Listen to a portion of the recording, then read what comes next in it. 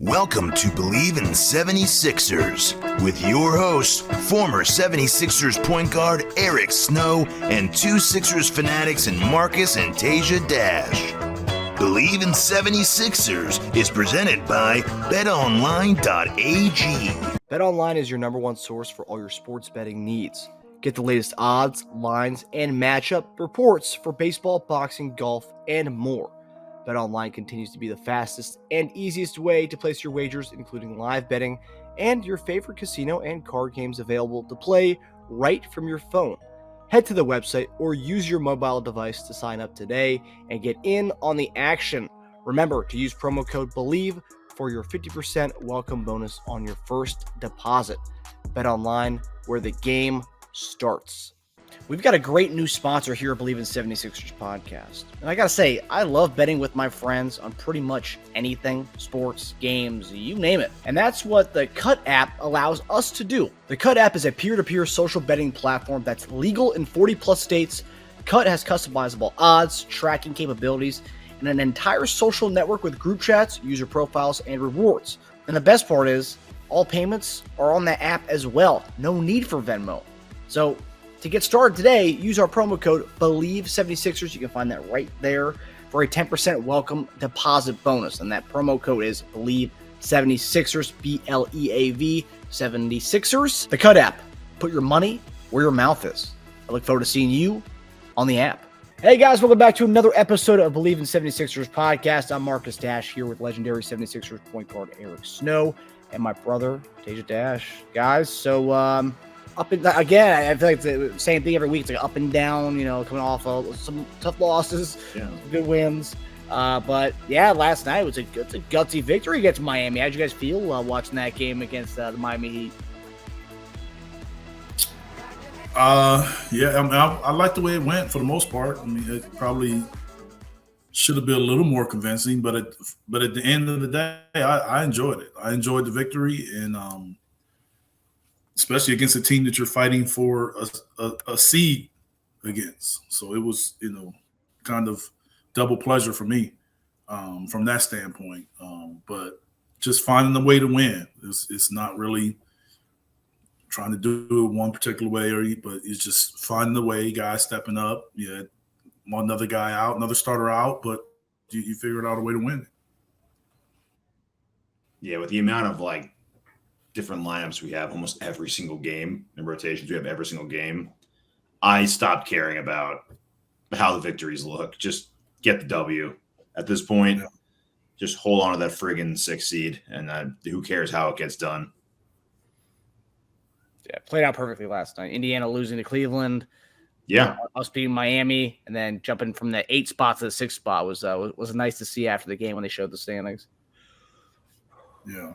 Who would have thought Orlando would be one of the more consistent teams down the stretch out of that 5 to 10 seeds? Yeah. It's gonna be interesting. I mean, it's gonna be interesting to see how it all I think plays health out. has played some issue. They've been consistent. The health has helped them a little bit. I mean, they've had their majority of their top players most of the year. But you got to give them credit. They play well. Yep. Yeah, their head coach, I think he's one of the candidates for Coach of the Year. Deservedly so. Should be. Yeah. All right, so we're going to talk about get into a little bit of the last two games here and just kind of talk about the overall seeding. So 2 straight wins, the Hornets, and then winning last night against the Heat. Back into 6th place after beating the Miami Heat on Monday. Sixers are trying to hold on to avoid a play-in game, and with 14 games left, which would be comparable to about week four of the NFL regular season. Would you consider these as a must-win as a week 4 regular season game in the NFL? It's kind of hard to make that comparison, to be honest with you. But I do think that the urgency should be there. Because knowing that, the shortened season, as far as how you're looking at it, you have to look at it like, yes, this is the season is ending, but it's really like the playoffs is beginning. I don't know if you particularly say that in the NFL that early is the playoffs are ending, but being the limited amount of teams that make it, it's kind of heading towards that way. You can still get on the run and make it based on what other teams do. But from our standpoint, I think we'll finish in the top 8, but Chicago still has a chance to catch us. So we still have to win some games. So it's no longer just about trying to secure the 6th spot or 4th or 5th. It's about staying in the top 8 also. So I don't know if you have that sense of urgency that early in the season in the NFL, but I guess in some instances you can, based on how the beginning of the season went. You know what I'm saying? If you're 0-3, 0-4, yeah, I think it's like that. But if you're 3-1, then maybe the urgency isn't as much. But I know from our standpoint, it's one thing to be in the play-in. It's another thing to be in the play-in on the road for 2 games. Yeah. For just comparing those two, I'd say these games are more must win than a week 4 NFL game, because I know it's the same amount of games left, but it's how deep we are, right? And the difference between seedings and the team in front of you and behind you, it's much steeper to climb. Whereas in the NFL, if you start 0-3, your division winner is probably 3-0, 2-1, maybe. So, you're only 2 to 3 games behind them. Whereas right now we're 6 games away from the number 2 seed, which is like a pipe dream at this point. Forget that. We're 2 away from the 5th seed.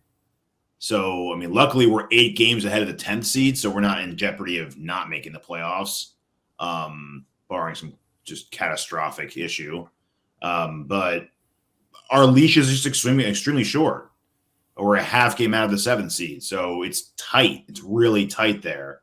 So every single game is do or die, at least until Joel comes back for that last week or 2 of April, or the first 2 weeks of April. And we'll have the benefit when he does come back. The beauty of that is we're already going to have a cutthroat do or die attitude when he joins. So he's going to just jump right into the fray. I'm sure he's going to be, clamoring to get back and hungry to get back and make up for lost time. The other guys will be hungry as hell because they're already in playoff mode at that point. And then we need to give them another week or 2 just to mesh, because we had a facelift in the middle of our season with Lowry, with the heel, all the trades we did. So we'll need that time to figure it out.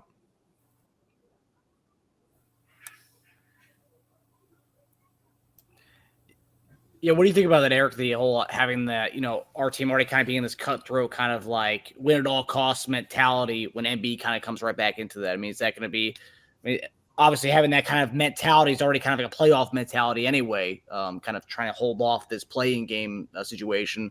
Is that going to be something that MB can just kind of ride right into, like that kind of, and plus going from like 2 months of being out. But he'll pick up the sense of urgency. It's just, I think that part of it, he's more than capable of doing. It's just the question is going to be how much does he play, and being able to maintain that level of play. So that's, to me, is going to be the question. Not if he can do it, is how much will he play when he does come back? Because I have no issue of him competing at the highest level and turning it up a notch. Yeah. I think he'll acclimate with the intensity pretty quick. And Embiid's not, especially at that part of the season, it's like all business. There's no time to waste at that point. Yeah. Yeah, and winning that game last night was huge as far as, because we're so close record-wise with Miami that now it's 2-1, and we play them one more time. So we win that. That's kind of stalemate the 2-2. And then with Cleveland, we play them one more time, and we're 2-1 on them on the season. So that's going to be pivotal for that as well. If we can potentially chase for that 3 spot, but I don't know if that's going to happen. 5 games away from that. I don't know about that. Yeah. But no more matches with Indiana, so that takes away that kind of tiebreaker or trying to catch up with that. So yeah, huge game nonetheless last night. And like you said, Eric, I wish it was more convincing. It should have been. The fact that it was even close. There was a second there, I'm like, oh my gosh, we're gonna lose this game. Like, man, Even without Doc, these games still go down to the wire. I hope all the people who are anti-Doc can see that. Even with or without Doc, they still go down to the wire. Yeah. Collapses do happen. All right. So another thing. So based on the last few games, Maxey's been getting whacked, man. I mean, obviously he got nailed in the nose the other night, but there's been a lot of talk on social media as to the lack of calls that Tyrese Maxey gets. So I want to throw that at you guys. What do you guys think? Is it just fans being fans, trying to be protective of our guy Maxey, or does Maxey really not get the calls that most all-stars get? What do you guys think about that?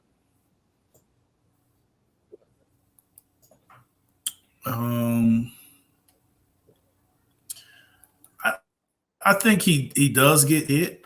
I do.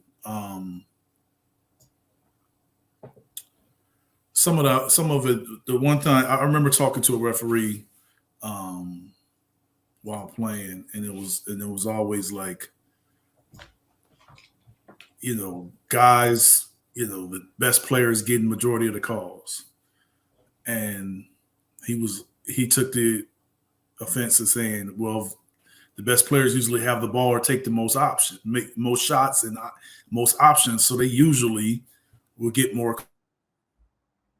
calls because they usually is more plays that involve them. So you do have that. From my perspective, I think Maxey, for the most part, he gets the majority of his calls. He just has probably more loud fouls that are missed. I don't think he has a lot of calls that are missed. I just think there's some fouls that maybe seem obvious that he don't get. But so I would say it's more that I don't think that he gets the majority of his fouls aren't called. I would say that I would disagree with that part. But I do think it's some loud plays where I think, okay, the way he's attacking, some guys would get that call. But for the most part, overall, I think he's refereed decent.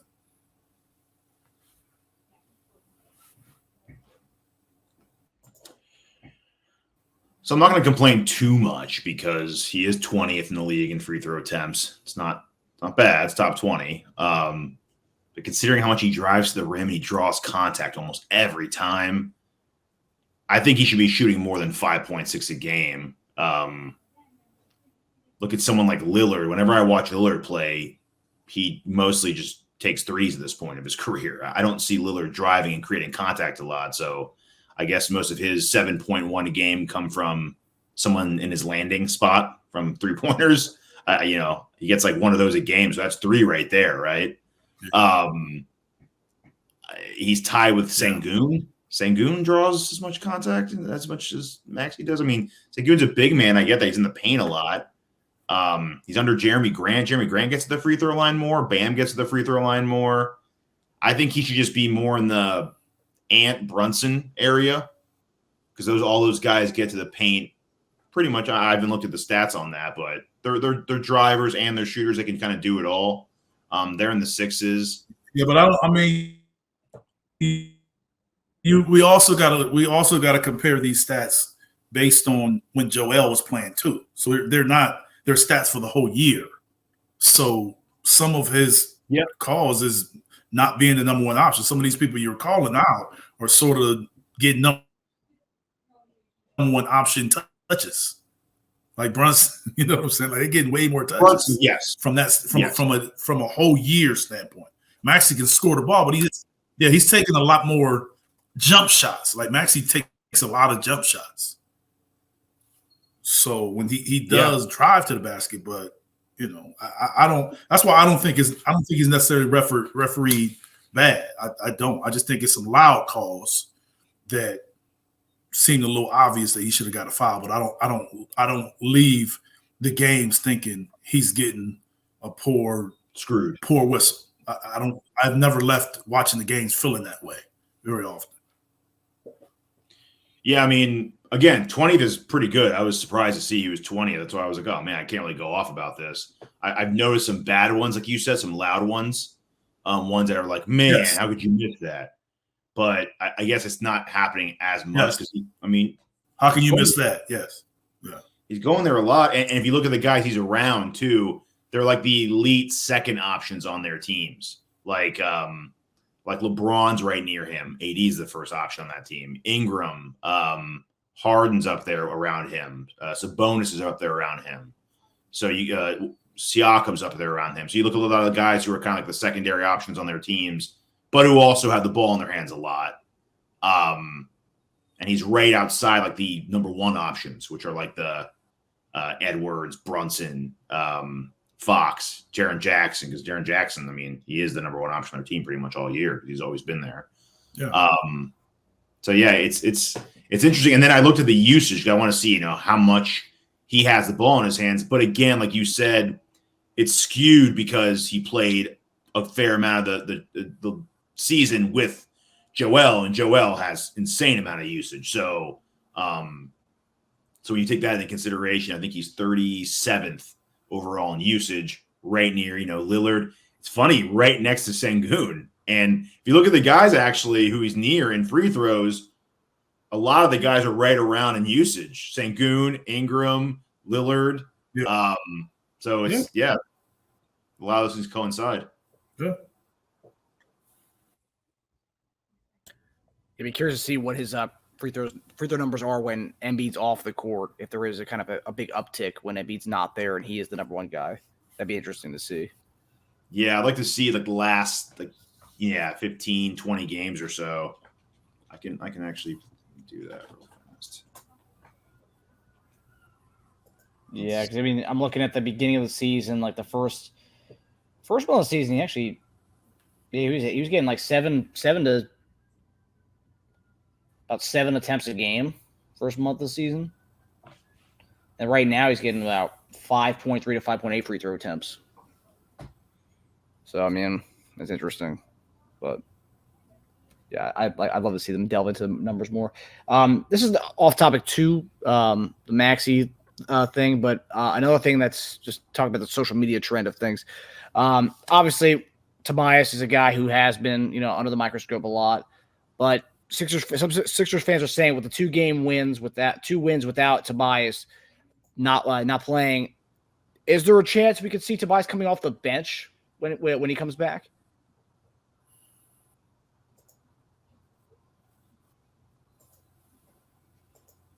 I don't see that. I don't see, because that would be a shakeup. Like, it's different when the guy's out and guys kind of know they're playing more because a guy's out. But to change the lineup, that's a different plan. That's a shakeup. I would say just sub him out before you just take him out of the starting lineup. Like, I don't think going forward that's a positive for the team. I don't see how that's a positive. You can make adjustments with guys' minutes without shaking up the lineup. Right. Yeah, I don't think that's going to happen. Tobias can be a starter when he comes. I think Tobias is a starter the rest of the season, even if he plays terrible. I think he'd have to continue this and blatantly be now, could his minutes come down a little bit? Sure. We have really good depth at certain positions. So, Batum, Oubre, when we're at full strength, we're a deep team. We have a lot of guys. So could his minutes come down a little bit? Sure. I think he'll start though. Yeah, like Eric said, there's other ways to do it than just taking him out of the starting lineup. Interesting, by the way, he shot more free throws the first 2 months of the season than he did the last month without Embiid. Oh wow! Yeah. Referees are getting used to his new uptick in touches, I guess. Yeah.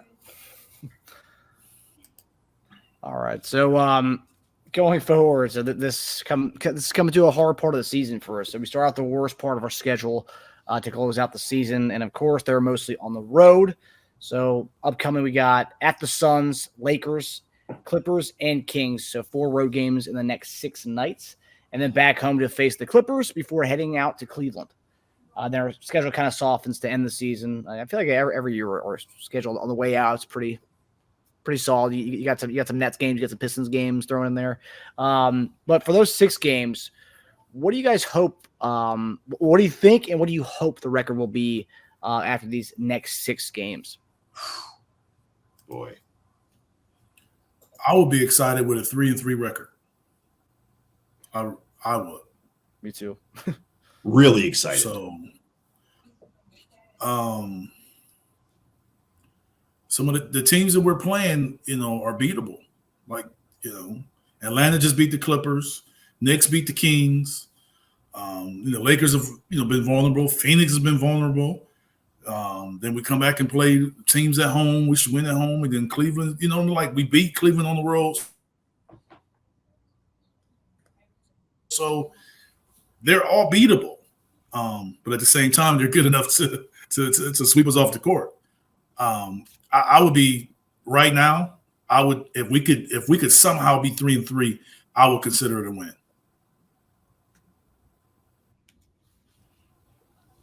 Yeah, I would be. So Clippers twice, Lakers, Suns, Kings, and then Cavs. I would be extremely happy with 3. Go ahead. I was just saying, if we can somehow beat Phoenix that first game, that'll really help.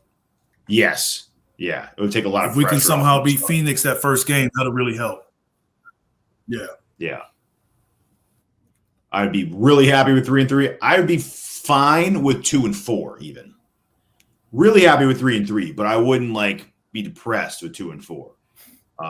We beat the Cavs this season while being shorthanded, actually. So they'll play us this time around. Kings, you never know from game to game, but they're like us. They're trying to stay out of that playing game. Suns and Lakers are both on the 8th and 9th seeds. So that's the problem. The problem is not that we're playing talented teams on paper. They're all pretty desperate, except for the Cavs. They're all just fighting to get the hell out of the play-in game. That's the problem. Yeah, So that's the thing about it. They're all fighting for that position. So it's like if we beat the Clippers at home, then essentially we got 5 road games, and we saying we'll be happy just winning 1 out of the 5. We'll be in 8th place if that happens. If we go 1-5. That's the only reason I'm on the road games, and versus we're going to end up going 2-4. We win that 1 game at home. That's why I'm saying 3-3 is it's different. But even that extra one, no, it's just 1 game, but it's 1 game. Right now, 1 game, we're in the 8th spot. So that's the difference. Because I don't know if we have the tiebreaker with Miami now, but I know we did before the game. Yep. Yeah. 3-3, I think we'd be pretty healthy.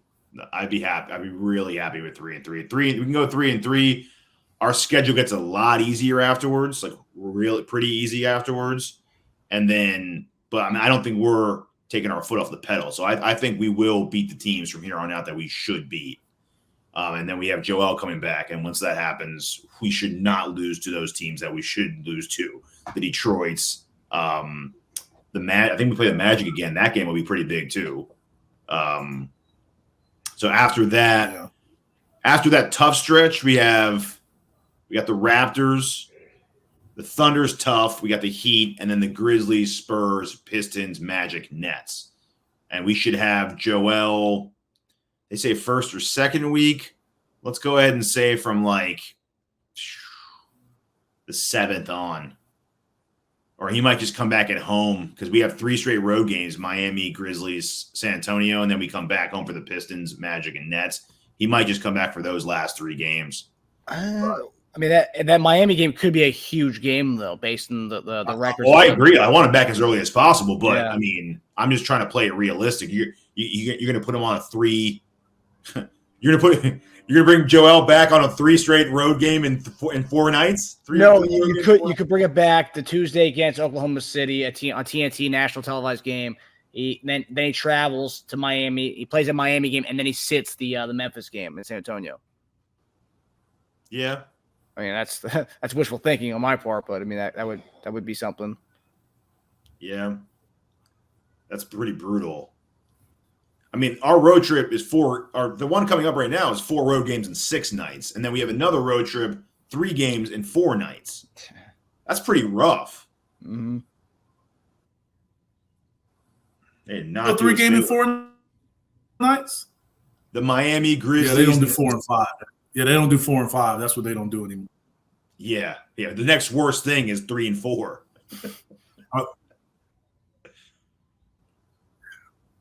Yeah. But to have a 3 and 4 late in the season is odd. Yeah. It's a Thursday, Saturday, Sunday. Yeah. I don't know. Even if he does come back, I mean, he's either on a hard minute restriction, or he's gonna miss like 2 or 3 of those. Yeah. We're not putting him through a gauntlet. He would not play a back-to-back.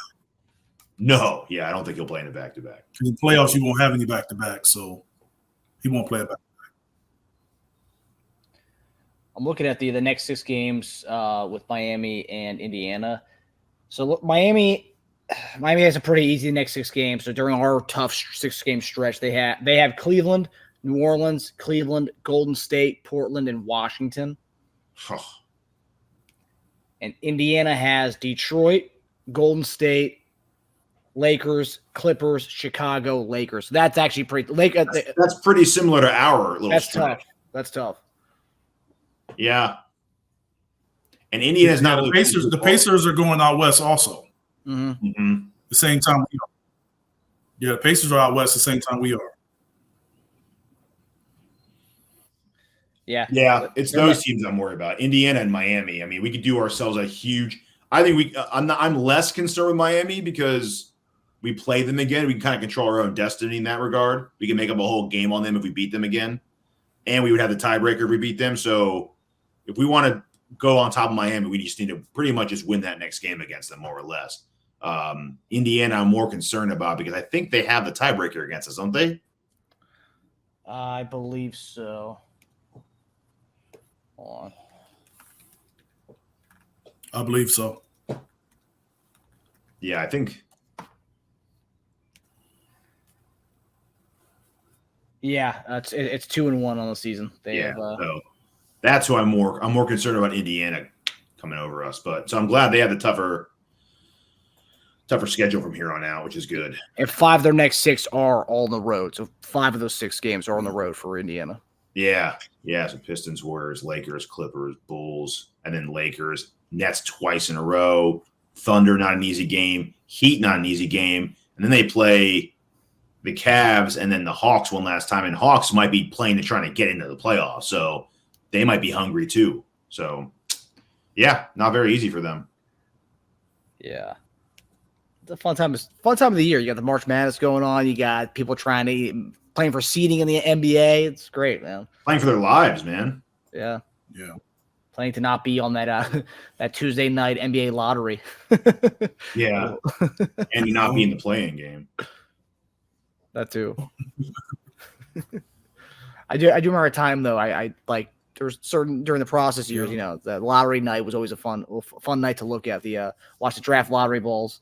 Yeah, I don't miss that. I don't miss that either, but there was a time where I did look forward to that because like midway through the season, you have 17 wins. Like, okay, let's just get to the lottery night. Let's just see what this is all about. Yeah. All right, so we're gonna last topic here. So Wednesday, our Sixers will be taking on the Phoenix Suns at Phoenix, 10:00 p.m. Eastern Standard Time. Line is not out yet for this one, but who do you guys have in this game against the Phoenix Suns?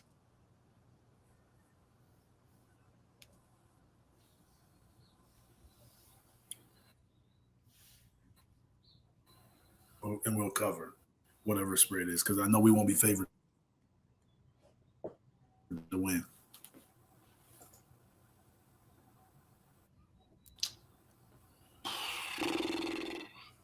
It's a full strength Phoenix team, right?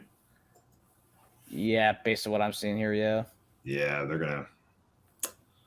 Unfortunately, man, they're gonna take us out.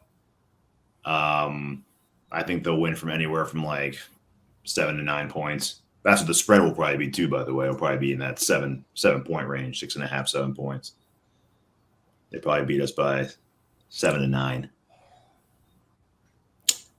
Yeah, and they're almost like, I mean, pretty much they're not in the exact same spot as we are, but they're in that. Yeah, they're fighting for their lives. Yeah, they're the 8th seed, right? 8th seed, yeah, but the same record as, or one loss more than the Kings, who are the 6th spot. Man,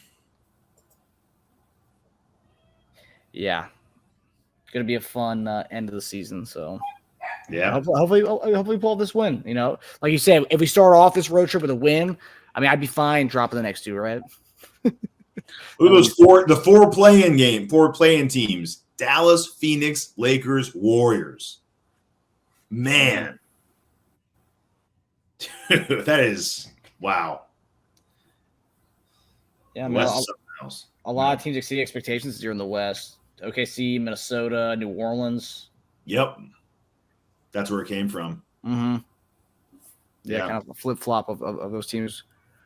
And if Memphis was supposed to be what they were supposed to be, they were. I mean, it'd be a dogfight to even get in at this point. Yeah. Yeah. Yeah, especially with the way they played with some of their reserves and then the new guys, G.D. Jacksons of the world, Vince Williams of the world. Yeah, Memphis would definitely be in right now. Yep. Yeah. But all right, guys. Well, hopefully we pull out this dub Wednesday night in Phoenix. Next Sunday's the Clippers game. Teja, you're going to that game, right? I am. Eric, you gonna make it to LA for that one? I might make that. I'll let you know. I might make it. I'll let you know. Cool. Ooh. Feel left out in this one. All right, guys. Well, I hope you guys enjoyed the episode. We'll see you guys next time. All See you, right, fellas. take it easy.